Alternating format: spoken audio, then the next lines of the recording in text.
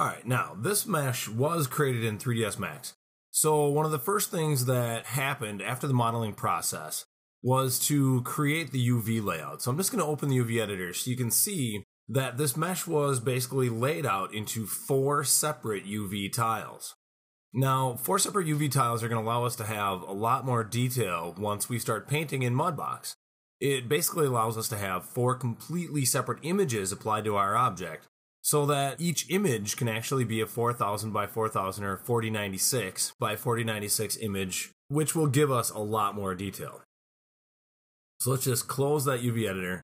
And now what we can do coming out of Mudbox is simply, with our mesh selected, go to the Send to Mudbox. So Maya and Softimage also have this feature where you can just send directly to Mudbox. So we're just going to go Send to Mudbox, Send as New Scene. So when we do that, it just drops it directly into Mudbox. So it's a real nice feature. We can take a look at the UV view here and see that the UVs, as they're laid out in Mudbox, are identical to the way they're laid out in 3ds Max. So it's going to allow us to do some very nice resolution detail painting. So back to our 3D view, if we look around our mesh here, we'll see that it's relatively simple. So he comes into Mudbox with really the exact same amount of detail that he had in 3ds Max. So what we're going to start by doing is just subdividing the mesh a couple of times.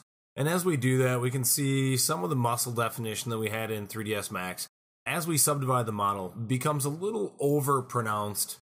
So we're going to end up needing to kind of refine and sculpt and push things around a little bit more as we go. Once we're ready, we do also have a Send to 3ds Max. Now, since I don't have Maya installed, that button's not active for me. But once I'm ready, I can just send this directly back to 3ds Max, and it will even take the materials and update it into Max for me. So it's a real nice feature that Autodesk has added between its tools so that there's really enhanced operability between the multiple packages. So in the next one, we will begin sculpting.